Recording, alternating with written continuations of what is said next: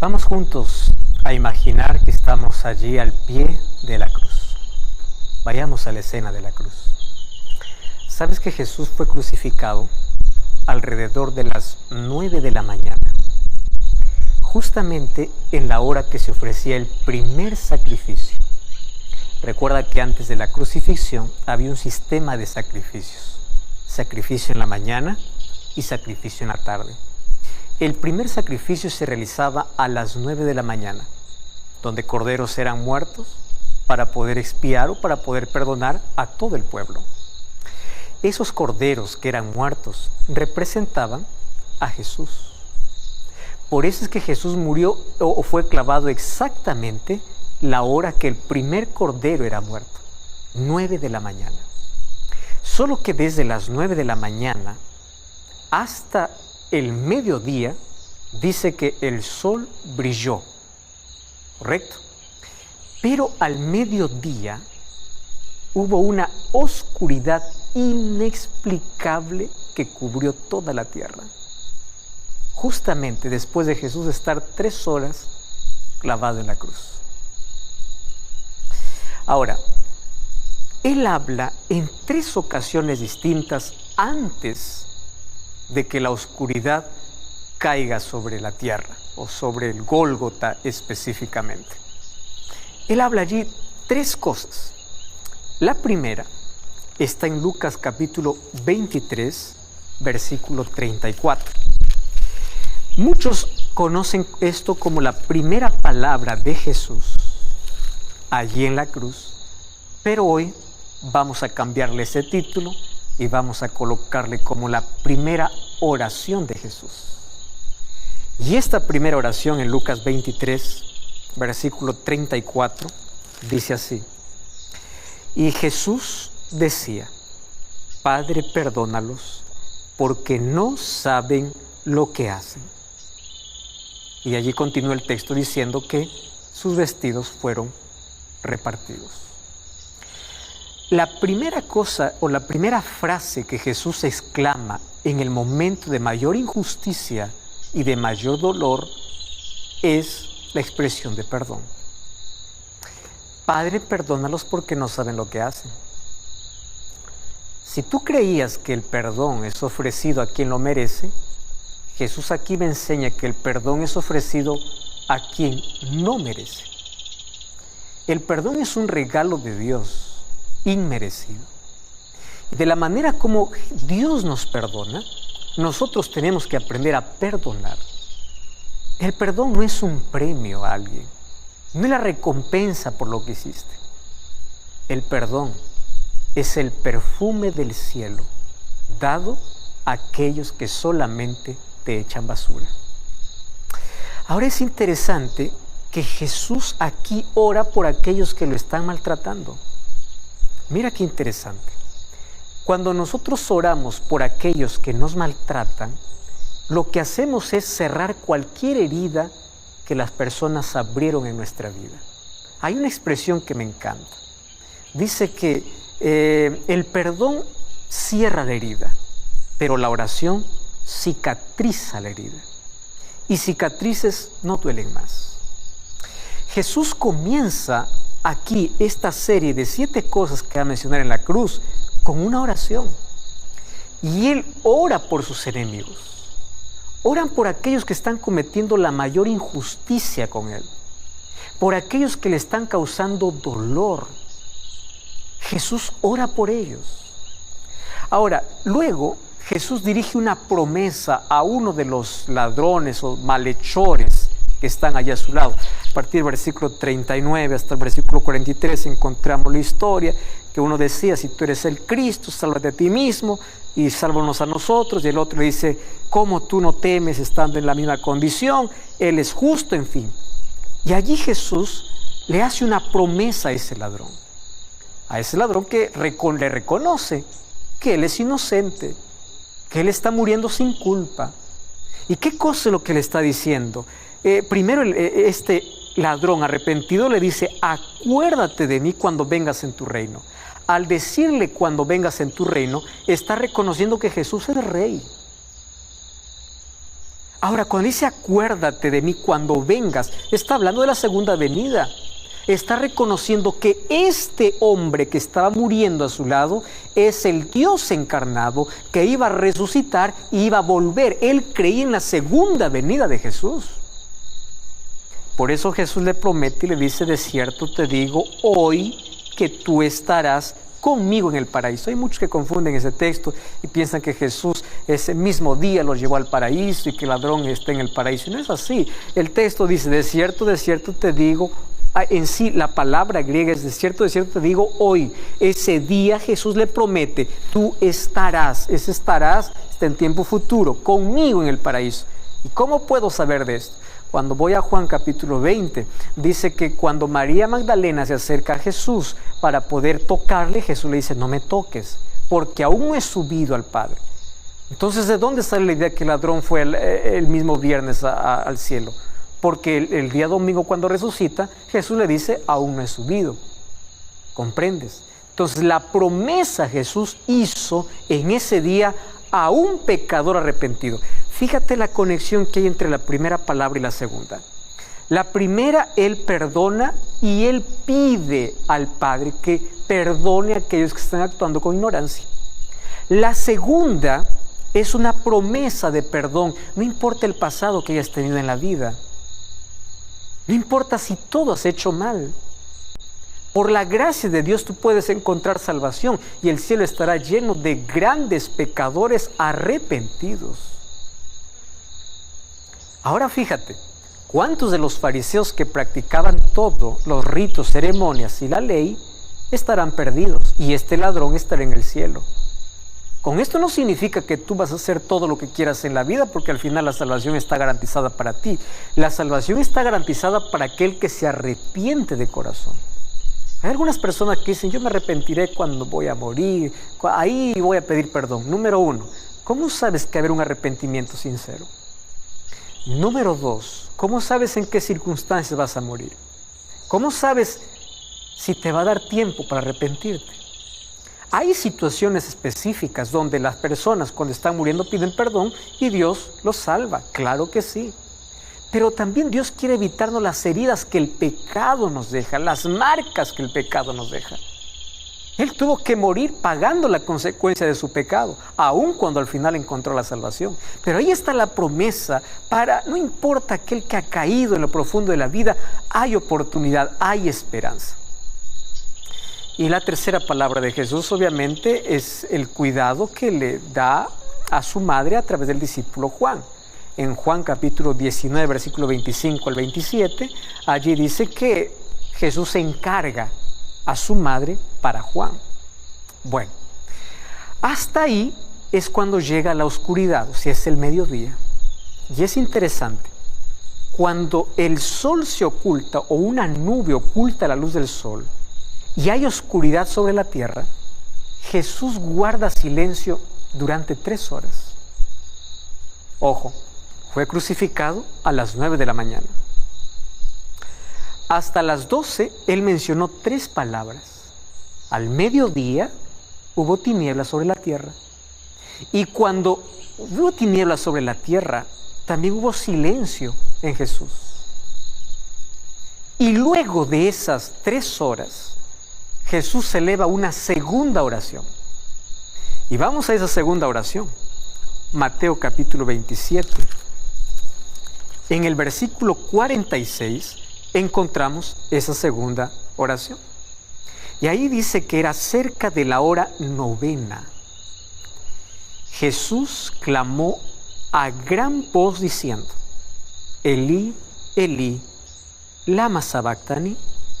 Esto es, Dios mío, ¿por qué me has desamparado? Préstame atención. Antes de la oscuridad hay una oración y 2 expresiones más. Después hubo tinieblas sobre la tierra. Después de las tinieblas, Jesús comienza con una segunda oración.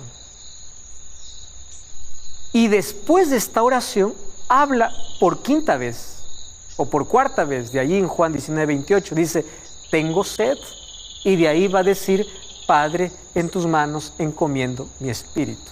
Finalmente se registran allí las últimas declaraciones que conforman la tercera oración, que es: Padre, en tus manos encomiendo mi espíritu, como dice Lucas 23, 46.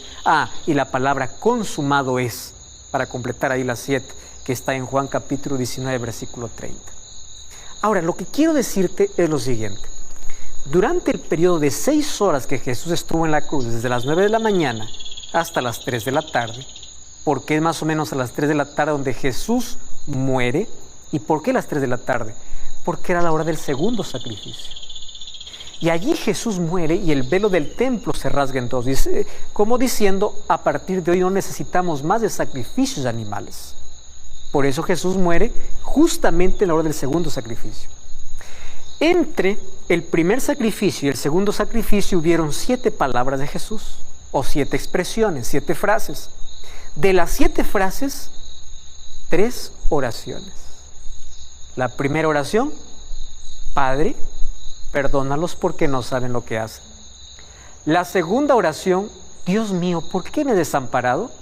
Y la tercera oración: Padre, en tus manos entrego mi espíritu. Ahora fíjate, hay una unidad interna en las 3 oraciones de Jesús. O sea, hay un mismo eje de transmisión que recorren esas 3 oraciones, que es del amor de Dios para la humanidad. Ahora, volvamos a imaginar allí la escena del Calvario. ¿Correcto? Ahora mira, al llegar Jesús al Gólgota, Jesús no ofrece resistencia. Su rostro permanece sereno, mientras grandes gotas de sudor y sangre caen sobre su frente. No hay nadie, absolutamente nadie, quien pueda acercarse para poder secar su rostro del sudor con la sangre que están mezcladas. Ni siquiera se le permite a su madre que pueda sostener su cabeza o acaricie su frente, aquella misma frente que alguna vez se reclinara sobre su seno. La madre sufría ahí en la distancia al ver que su hijo moría.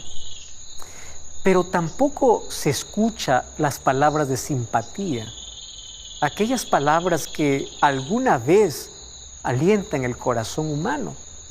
Muchas veces Él alentó a las personas.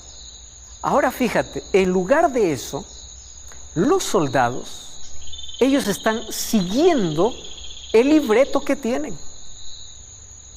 Entonces, allí los soldados tienen que seguir las órdenes para poder complacer a lo que dice el emperador o a lo que dijo el gobernador, inclusive a los líderes de Jerusalén. Durante este momento es donde Jesús eleva la primera oración. Y la primera oración es: Padre, perdónalos, porque no saben lo que hacen. Su mente se aparta de su propio sufrimiento para pensar en aquellos que le estaban haciendo daño. ¿Tú estás entendiendo esto? Mientras Jesús sufría, en lugar de pensar en su dolor, se preocupaba aún en su sufrimiento por las personas que inclusive no estaban pasando por dolor, por aquellos que le estaban crucificando. En lugar de poder lamentar y quejar la injusticia que está recibiendo, Él comienza a mirar con amor y compasión a aquellos que le están maltratando. ¡Qué escena!, ¿verdad? Jesús no maldice a los soldados que lo maltratan con ferocidad. Jesús tampoco está invocando venganza allí sobre los sacerdotes y principales allí que se están regocijando por haber logrado su propósito. Jesús pudo haber dicho: Señor, castiga a cada uno por las cosas que están haciendo. No entienden que yo estoy haciendo algo en su favor y ellos lo que están haciendo conmigo es esto. ¿Tú puedes tomar en cuenta todo lo que están haciendo? No. Todo lo contrario que nosotros hacemos cuando nos sentimos lastimados. Porque cuando nos sentimos lastimados por personas, lo que más anhelamos es que Dios registre esa acción y la otra persona sea castigada el doble de aquello que nos ha hecho sufrir. Pero Jesús hace todo lo contrario. Lo que Cristo hace es compadecerse, ¿Y sabes por qué se compadece? Por su ignorancia, por la ignorancia de aquellos que estaban haciendo y no entendían ni lo que hacían. Me llama tanto la atención. Jesús le dice: Padre, perdónalos porque no saben lo que hacen. ¿Qué significan estas palabras? ¿Qué sentido tiene esta ignorancia? Ellos no saben, o sea, son ignorantes de lo que están haciendo. Tú sabes que el apóstol Pedro también usó el argumento de Jesús cuando se dirigió a la multitud para poder explicar la causa por el cual Jesús había sufrido tanto tormento. Y en Hechos capítulo 3, versículo 17 y versículo 18, dice así: Mas ahora, hermanos, yo sé que por ignorancia lo habéis hecho, como también vuestros gobernantes. Pero Dios ha cumplido así lo que había antes anunciado por boca de todos los profetas, que su Cristo había de padecer. Qué interesante.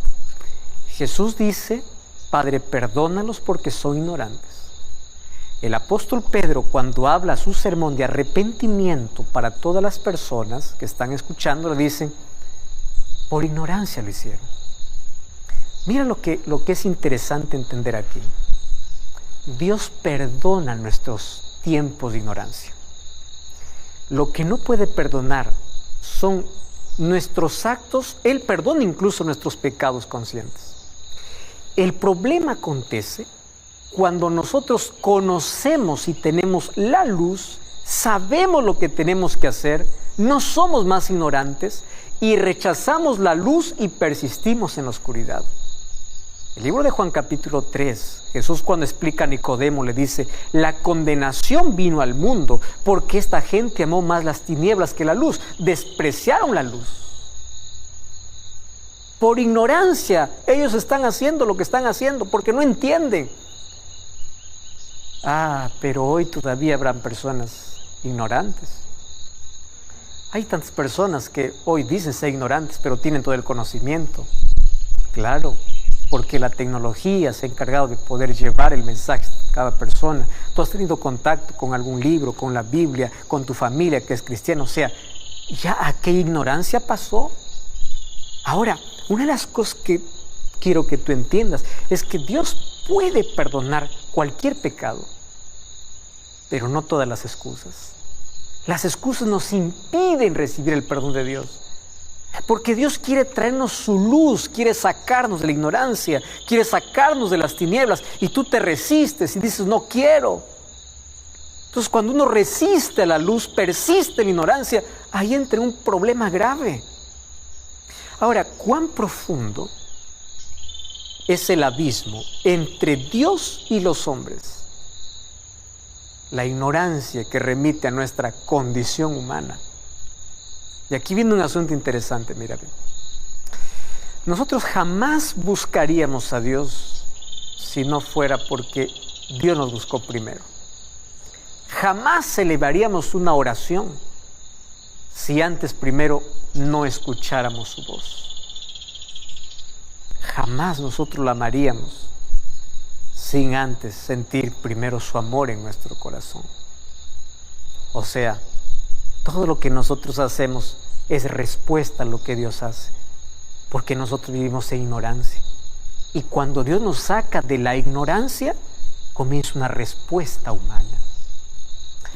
La buena noticia es la siguiente: Jesús acepta nuestra ignorancia, ¿correcto? Pero Él no nos quiere dejar en la ignorancia. Él quiere sacarnos de allí. Él quiere sacarnos del pozo, de la ignorancia, de la muerte. Por eso es que Él se convierte en nuestro perfecto sustituto. Él es el puente entre Dios y nuestra ignorancia, entre la luz y la oscuridad. Él es aquel que une el abismo entre la vida y la muerte.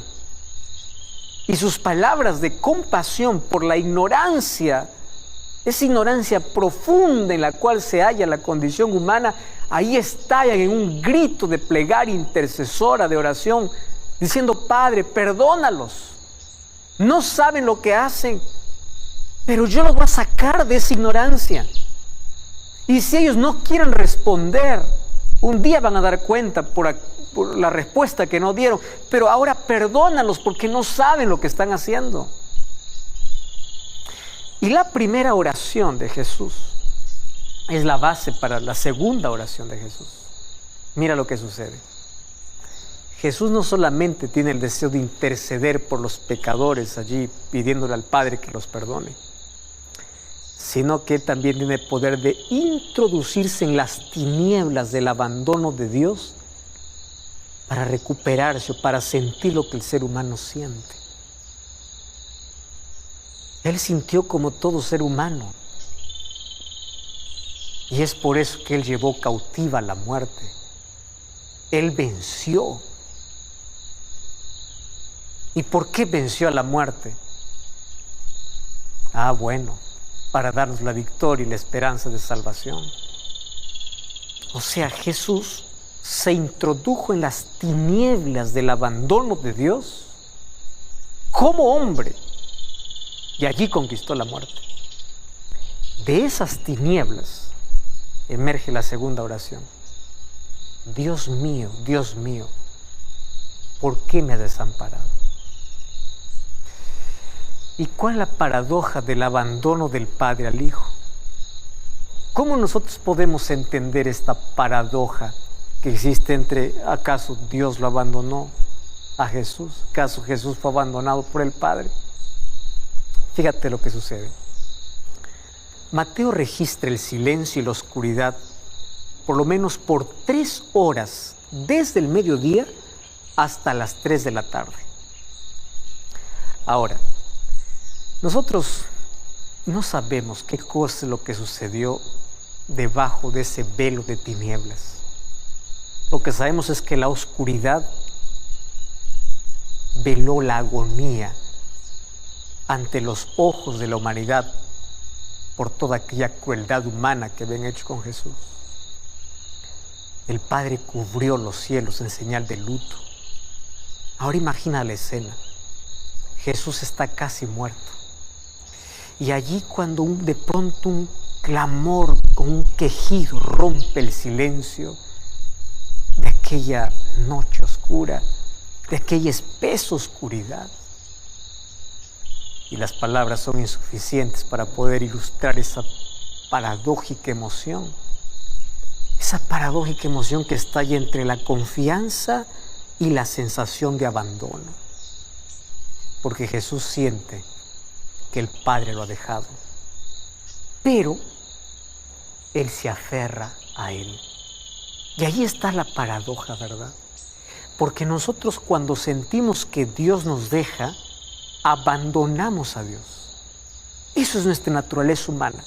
Personas que dan la espalda a Dios y dicen, yo siento que Dios me abandonó, yo siento que Dios me dejó, y abandonan su fe.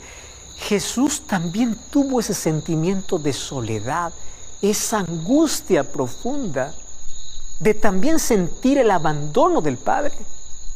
Pero en lugar de abandonar al Padre, se aferra al Padre.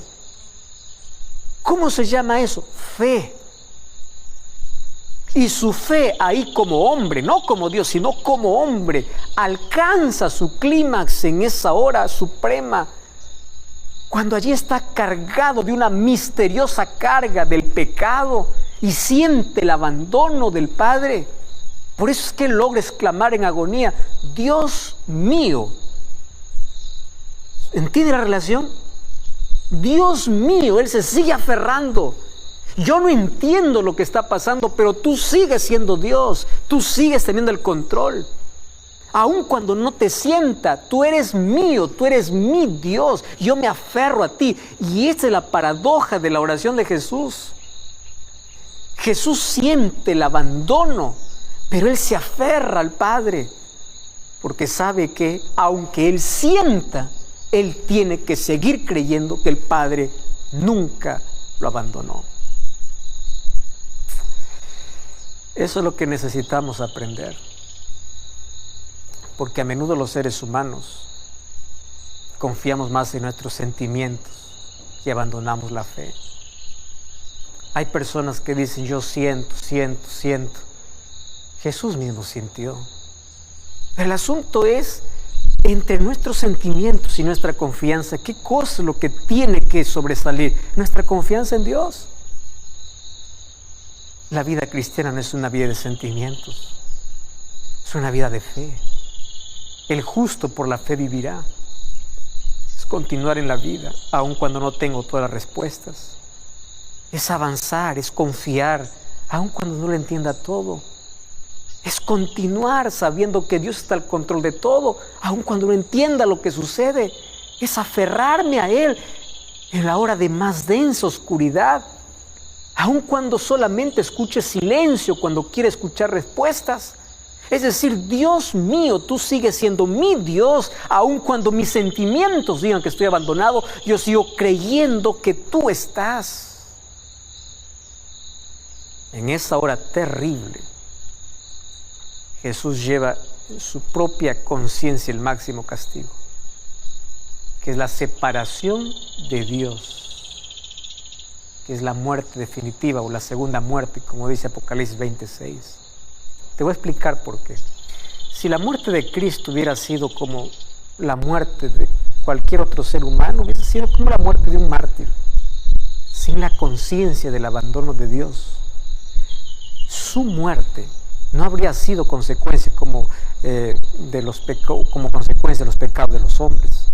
Y su muerte tampoco hubiese sido eficaz para poder salvar a toda la humanidad. Jesús en la cruz estaba cargando el pecado y el peso de la humanidad, y Él experimentó la segunda muerte, la muerte del abandono, la muerte que pasarán aquellos que no aceptaron su sacrificio. Y es por eso que Él se sintió abandonado por el Padre para sufrir el mayor castigo. Sufrió la segunda muerte que el ser humano debería pasar, la muerte eterna. ¿Y sabes para qué? Para que nosotros jamás nos sintamos abandonados por Él. Por eso es que Él experimentó lo que nosotros tendríamos que pasar.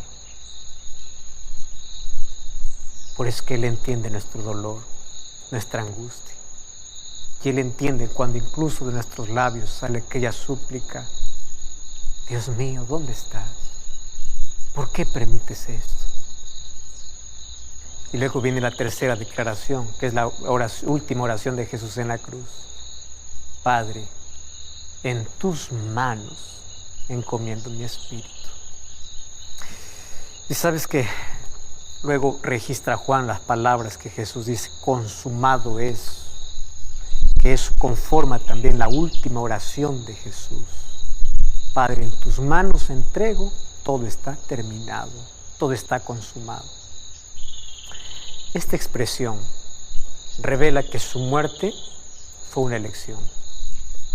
Jesús no murió porque su cuerpo desfalleció ante el castigo físico. Él murió porque escogió, y escogió porque te amó. Y con esta última oración, Jesús se convierte en la oración perfecta, la oración de amor, el amor consumado en la cruz, pero también en ese constante llamamiento divino a nuestro corazón para que su sacrificio no sea en vano. Jesús murió por todos, pero no todos se van a salvar. ¿Por qué razón? Porque no todos aceptan su sacrificio. En ese sentido, todo el plan de salvación es la oración de Dios por el hombre a lo largo de la historia para que el ser humano acepte su amor. El dolor lleva consigo su propio consuelo, así como la tristeza por la muerte lleva consigo su propia esperanza. La elección de Jesús de llevar la cruz estuvo precedida por el gozo anticipado de que su sufrimiento tendría un fruto eterno y sería la salvación tuya, la salvación de la humanidad. Jesús puso el gozo de la salvación allí del mundo, a través de su sangre, de su dolor,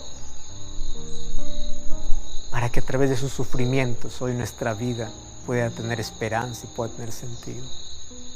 Pero también sus últimas palabras son una invitación para que tú y yo busquemos siempre las manos del Padre y nos aferremos a Él en medio del dolor para poder encontrar paz. Isaías 53 dice que Jesús fue varón de dolores. Él experimentó la traición, Él experimentó el dolor, Él experimentó la injusticia, Él experimentó el abandono, Él experimentó todo lo que el ser humano podría pasar en la vida. Pero cuando estaba en la más densa oscuridad, cuando no entendía todo lo que estaba sucediendo, como ser humano, Él se aferró al Padre y dice, Dios mío, para que finalmente le diga, me entrego, te entrego mi espíritu. Mira lo que sucede. Cuando tú estás en un avión y hay turbulencia, tú no abres la puerta de emergencia y te lanzas. Tú te aferras al asiento y confías en un piloto que no conoces. ¿Sabes qué se llama eso? Fe. Frente a las turbulencias de la vida, tú debes tener fe y confiar que Dios te hará llegar al destino. Eso es fe. ¿Sabes qué cosa ejerció Jesús en la cruz? Fe. Él no entendía lo que estaba sucediendo, pero se aferró. Probablemente tú hoy estés pidiendo un trabajo a Dios y el trabajo no llega. Probablemente hoy estés pidiendo salir del hospital, pero tu enfermedad continúa. Probablemente oraste por alguien con todo el corazón y en lugar de sanarse falleció. Probablemente soñaste con el matrimonio perfecto y hoy estás al borde del divorcio. Probablemente soñaste y criaste a tus hijos de la mejor manera, pero hoy están perdidos. Y tú comienzas a reclamar y decir, ¿y dónde está Dios? ¿Dónde está el Dios que abrió el mar? ¿Dónde está el Dios que hizo al cojo caminar? ¿Dónde está el Dios que hizo que el gigante pueda caer? ¿Dónde está el Dios que hizo descender fuego del cielo? ¿Dónde está el Dios que hizo sacar agua de una roca? ¿Dónde está Dios? Y las preguntas comienzan a carcomer tu vida y tú puedes decir, yo desisto, yo abandono. Pero en el nombre de Dios, elige creer, elige aferrarte, elige creer en aquel que tiene poder para revertir situaciones, para continuar abriendo el mar. Pero si no abre el mar, cree que Él te enseñará a caminar sobre las aguas. Todavía tienes que confiar y creer en aquel que tiene todas las respuestas, aun cuando tú tengas solamente preguntas. Tú todavía tienes que continuar creyendo, aferrándote en las turbulencias de la vida a través de la fe en aquel piloto que está conduciendo el avión, porque la fe no es un sentimiento, querido. La fe no es siento que Dios me abandonó. La fe no es siento que no va a suceder. Fe es creer. Yo creo que Dios está. Yo creo que Dios me abandonó. Yo creo que aun cuando el mar no se abra, Dios sigue siendo Dios. Yo creo que aun cuando del agua, de la peña no salga agua, yo sigo creyendo que Dios me va a sustentar de otra manera. Aun cuando el empleo no llegue, Dios me va a sustentar. Aun cuando no me levante de esta enfermedad, Dios me va a restaurar. Y si un día voy a morir, un día me va a resucitar. La fe me enseña a mirar más allá de mis limitaciones presentes. La fe me enseña a caminar seguro por el mar de la vida, aun cuando este no se abra, sabiendo que Dios tiene otro plan para conducirme. Tú tienes que elegir, creer y confiar. La oración de Jesús es, Dios mío, aun cuando se sentía abandonado. ¿Cuál es tu lucha? ¿Cuál es tu dolor? ¿Cuál es el mar que no se abre? ¿Cuál es la parálisis que no te deja levantarte? ¿Cuál es el sufrimiento que te está haciendo dudar? ¿Qué cosas estás pidiendo a Dios? Y porque Dios no te responde, tú crees que Dios te abandonó. Elige creer, porque las cosas se aceptan por fe y los milagros no se explican, y aquello que no se explica es un acto sobrenatural, y si es sobrenatural viene a través de la fe. Elige creer en Dios. Elige creer que Dios no disminuyó su poder. Dios hoy continúa haciendo lo imposible. Dios hoy continúa sosteniéndote. Dios nunca te abandonó. Elige creer, aun cuando la oración no sea respondida como tú quieres que sea. Aférrate como Jesús. Dios mío, aun cuando siento que me has abandonado, tú sigues siendo mi Dios. Aun cuando no te levantas de esa camilla, Dios sigue siendo tu Dios. Aun cuando el empleo no llegue, Dios sigue siendo tu Dios. Elige creer.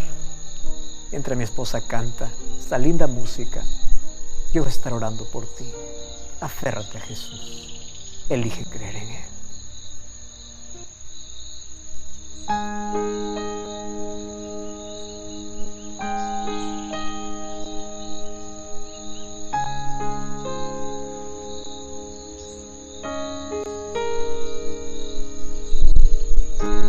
Yo no vi abrirse el mar, ni al cojo caminar, tampoco vi al gigante caer, mas escogí confiar. A Jesús no vi resucitar, tampoco el pan multiplicar, mas por la fe el justo vivirá. Muchos que dudan se burlan de mí. Tu Dios no existe, no te puede oír, mas eso no me hará cambiar. Pues la fe no consiste en lo que puedo ver, mas creo que lo imposible puede suceder. Ayúdame a creer. Y si el mar no se abrió, o el faraón me alcanzó, yo no voy a dudar, no voy a renunciar.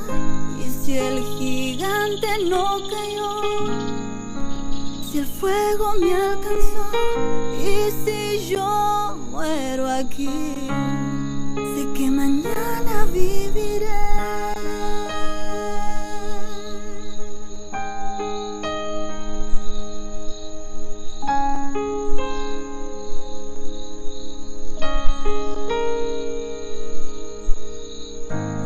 Yo no vi abrirse el mar, ni al cojo caminar, tampoco vi al gigante caer, mas escogí confiar. A Jesús no vi resucitar, tampoco el pan multiplicar, mas por la fe el justo vivirá.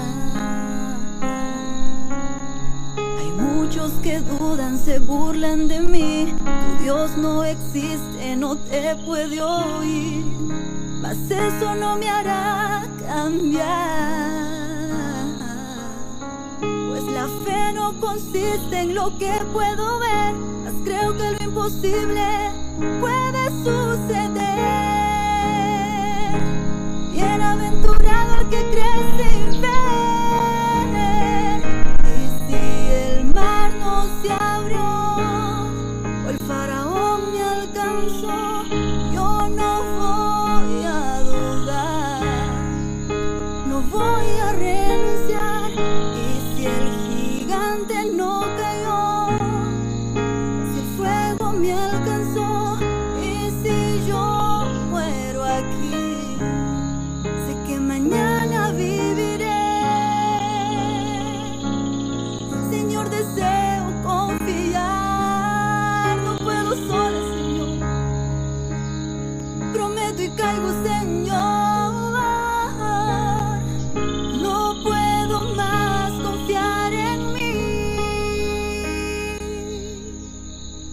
Si no se va la enfermedad, o en el trabajo me va mal, o si mi hijo no vendrá,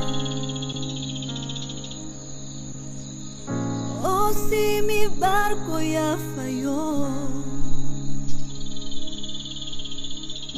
si el dolor me angustió, o si yo muero aquí, sé que mañana viviré. Y si el mar no se abrió, o el faraón me alcanzó, yo no voy a dudar, Señor, no voy a renunciar. Y si el gigante no cayó,